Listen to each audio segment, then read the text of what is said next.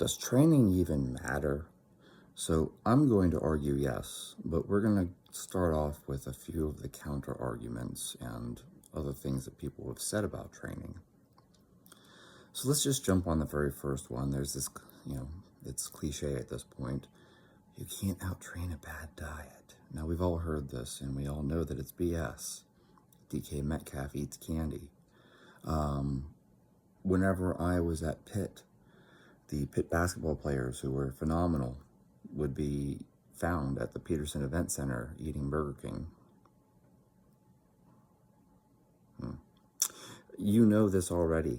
There's tons of pro athletes out there eating Burger King and McDonald's, and still they look amazing and perform amazing. Usain Bolt eating chicken McNuggets, Ryan Lochte eating Big Macs, whatever. Michael Phelps eating pancakes with M&Ms or something. Yeah, you can out-train a bad diet. And if you doubt that, look at even guys that are going through BUD/S, right, for Navy SEALs. Yeah, you can eat junk and still out-train your bad diet. It's not a secret that guys are, eating Snickers bars and ice cream and stuff like that just to keep their calories up. So can you out-train a bad diet? Yes, you can.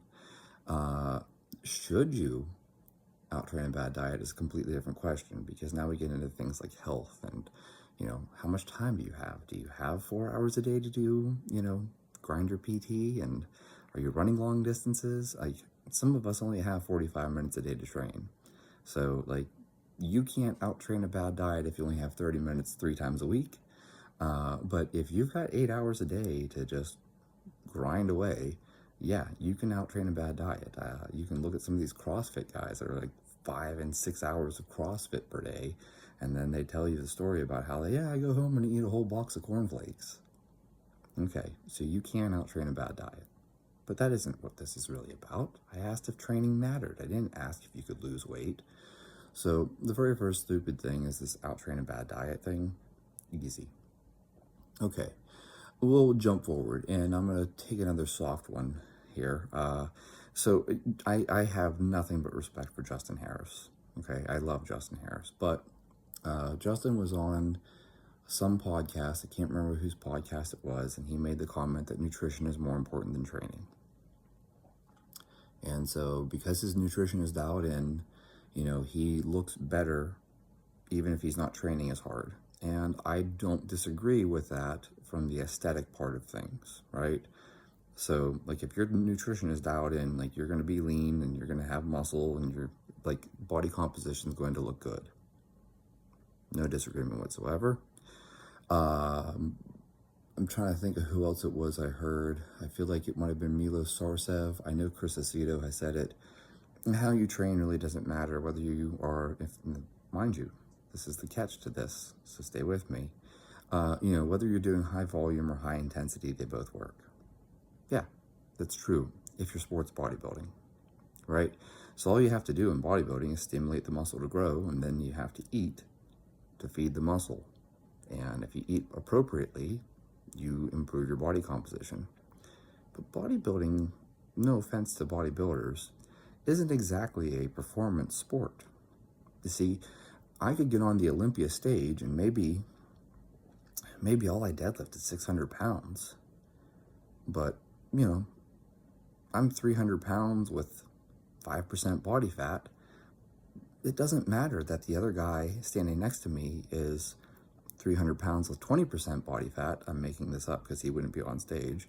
And deadlifts 800 pounds. You see, in bodybuilding, the 300-pound guy with 5% body fat, he beats the 300-pound guy with 20% body fat, even if the guy with 20% body fat deadlifts 200, 300 pounds more than him. There's no performance metric in bodybuilding. So it doesn't matter if you squat 500 for 5 or you squat 1,000 for 5. That's not part of bodybuilding. No one cares. It's about who looks the best, right? So I will agree that in the context of bodybuilding, yes, nutrition is more important. However, now we're going to get into sports. Now, the Seek of Strength guys say that the most important thing is drugs and training doesn't matter. Roderick Chavez says that the drugs are the most important thing and training doesn't matter. And I think he was actually even commenting about things like MMA. The drugs matter more. Alex Keegle made some post on Instagram about how the training doesn't matter. It's about the drugs. The drugs are the most important thing. I keep seeing this over and over and over again. The drugs are the most important thing and training doesn't matter. I completely disagree with this. And I can point out to you why. Okay, do you really think that the drugs are all that different from one powerlifter to another? The guy doing West Side is somehow taking different drugs than the guy doing whatever, Boss or some other method, Chico. No, they're probably taking the same drugs. And they're probably taking the same amount of drugs. And yet we see different results.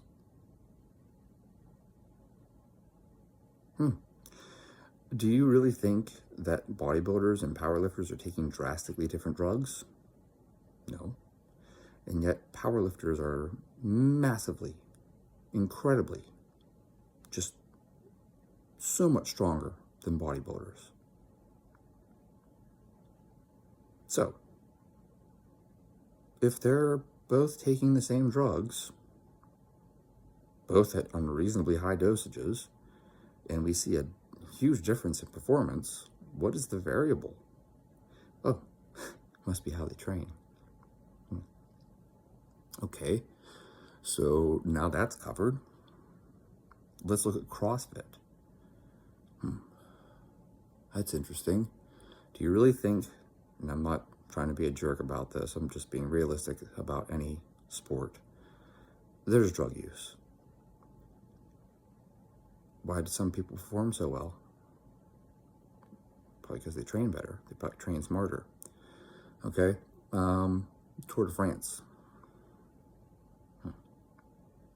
They're all taking the same drugs. It's not like someone has a different drug or a magic drug, and yet there's a big difference. Okay, so that's covered. Now, back to the CrossFit thing, something I thought was really interesting. Some of these people out there that are into CrossFit run all this data. Apparently the number one predictor of how you were placed in the open, I don't know enough about this, is your anthropomorphics. So it's like your limb lengths and your height and all this stuff like that. Like what's your femur length and how long are your arms and how tall are you? That was the number one predictor. It was more important than how strong you are. So then suddenly we would sit here and say, oh, maybe training doesn't matter. And that's possibly true. We're going to dive into that in just 1 second here. I don't disagree with this. You don't see a lot of 5'3" guys playing basketball. You don't see 5'5" guys as Olympic swimmers. But you also don't see 7-foot-tall weightlifters, Olympic weightlifting. You don't see guys over 200 pounds running 4-minute miles. It doesn't happen. No one over 200 pounds has ever run a 4-minute mile. It's never happened. The heaviest is John Fath at like 190. That's the heaviest 4-minute mile. Okay. Wait a minute. So body types do matter. Yeah, body types do matter. Which brings me to, I believe his name is David Epstein, wrote a book called The Sports Gene. It's very good. There's quite a few studies out there. You guys can pull them up. And these studies estimate that up to 80%, so some of them 70%, but some of these studies say up to 80% of your performance in sports is due to genetics. Your height, the muscle types, your fiber type, all that stuff like that. Okay, I can't disagree with that. That's definitely true. I mean, you don't see slow twitch people performing well in the 100 meters or Olympic weightlifting. You don't see fast twitch athletes winning the triathlons and the Ironmans. You don't see 5-foot-tall basketball players. You don't see small people like me playing in the NFL. or the NHL for that matter. I have tiny little bones. My wrists are 6 inches in circumference. I'm not going to be playing offensive line. It's not going to happen. I'm 69.66 inches tall, just shy of 5'10". Definitely not going to be playing offensive line. I'm 158 pounds. I couldn't even play linebacker. Okay? So, yeah, body type matters. There's definitely a genetic component to this. However, what did we just say just a moment ago? 80%. What's the other 20%? Training. Training. And I'm not just talking about lifting weights. I'm talking about even practicing your sport. Did you practice enough free throws that you have the skill? Did you practice enough, change of direction drills? Did you practice enough stick handling? Did you this is a big thing. Like how you train, and I'm not just talking about lifting weights in the gym. How you train matters. Okay? 20%. Well, that's not very important. But it is, isn't it? I'm trying to remember what the event was. They were discussing this. I want to say it was the 800 meters or something like that. And the difference between first place and 10th place was something like 0.2%. It's less than 1%. There was something else that people were talking about. I can't remember what it was, another Olympic event. And the difference between like first place and 20th place was something unbelievably small. It was like 0.3 something percent. So again, less than 1%. Okay? You look at some of these things, Tour de France or whatever, and it's like, if you looked across the field, like the difference between like first place and a 100th place was still less than 10%. So if 20% of it is training, that can be the big difference between you finishing, in the top 100 or not. This matters. Training matters. And I think that people poo-poo this because, they train and they're like, well, I train harder than everyone else and I'm not making progress. And that's true. Hard work doesn't pay off. I know that, Matt Fraser has this whole hard work pays off thing, but I promise you that if I worked just as hard as Matt Fraser would still beat me. Why? Well, one, he's got great limb lengths and everything, leverages and everything. 2, he's a very efficient mover. 3, and this is the stuff that you can't necessarily see just watching someone, he probably has better blood delivery and cardiac function than I do. We'd have to sit down in a lab and check all that, muscle oxygenation and all those things. And I would say that the same is probably true for Rich Froning. If I did Rich Froning's training program, I would not beat Rich Froning. Rich Froning would still beat me. If I did Ilya Ilyan's training program, Ilya Ilyan would still be better than me. If I took the same drugs, he would still be better than me. He has better limbs, better leverages, etc. However, comparing 2 equal people, let's say we had twins, and one of them does a really good training program and the other one does a really stupid training program. And one of them is tracking all these metrics and they're improving their function and their breathing and they're taking care of the things that actually matter. That person's going to beat the other person, and that's identical twins. Looking at myself, okay? Whenever I finished college, I was, well, I guess by the time I finished college, I was much bigger. By the end of my sophomore year, I was 5'10" and 110 pounds. I got really serious about lifting weights at that point. And, I made it up to like 155 pounds with still having visible abs. So I don't really think I gained a lot of fat. And that took a few years. I don't know. I have to really look back through my notebooks. I feel like I'm going to overestimate how quickly that was. I want to say it was like 2 years, but it was definitely more than 2 years. And, you know, at my biggest, and this is still being lean and being able to see my abs, I was 185 pounds. Obviously much softer at 185 than 155, but still I could see the visible outline of my abs. And I went from being a guy who couldn't squat 95 pounds for a single to squatting 405. Does training matter? Yeah, it does. That's difference that I made in my adult life. And of course, things happened later in my life. I had an adrenal crisis, and I ended up blowing up to 236 pounds, but that was 236 pounds of fat. And you know, now I'm down to 158. Okay, and I would point out to you that I have changed my physiology many times. I ran track. I used to run the 200 meters. Then I decided I wanted to join the military.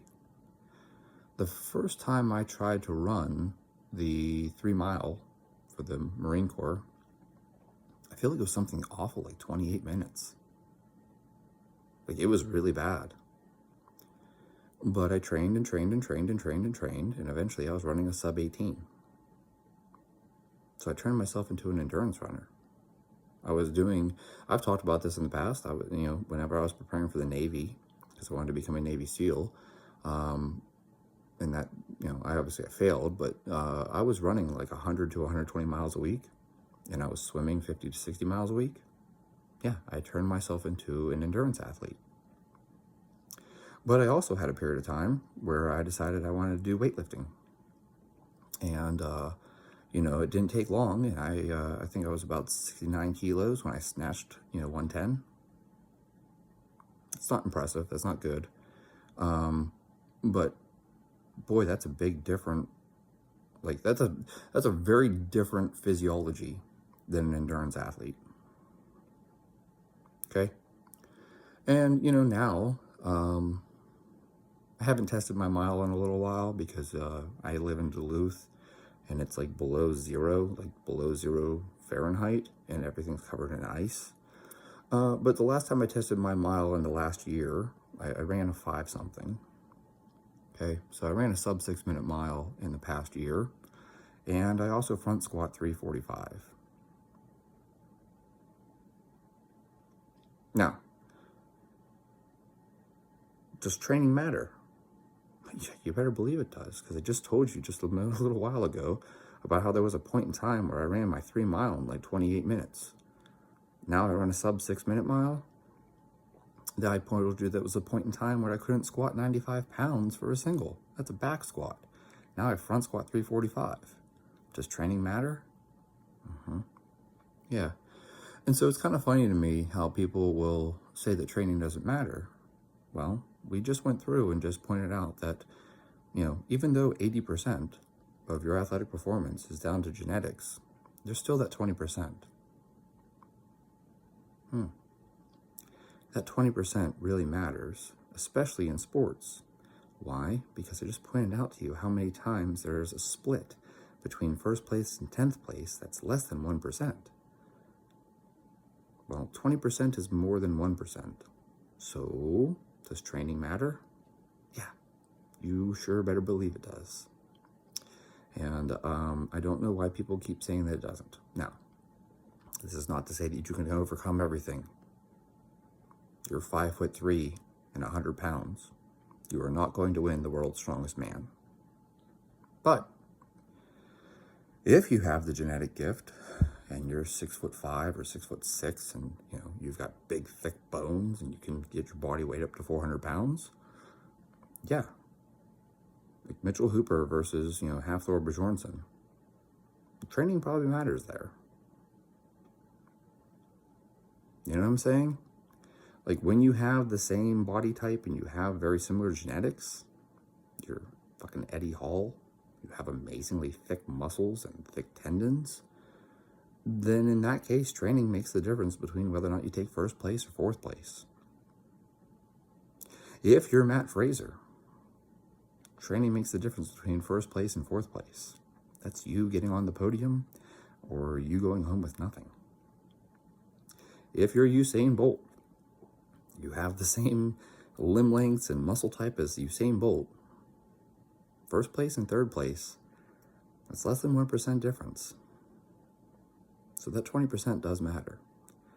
And so that's the point that I want to make here. I'm trying to drive that home. Does training matter? Yes, it does. Because the difference between you being in the top 100 or not, it's less than 20%. So obviously the training does matter. Now, back to my favorite coach ever, Henk Kragenhoff.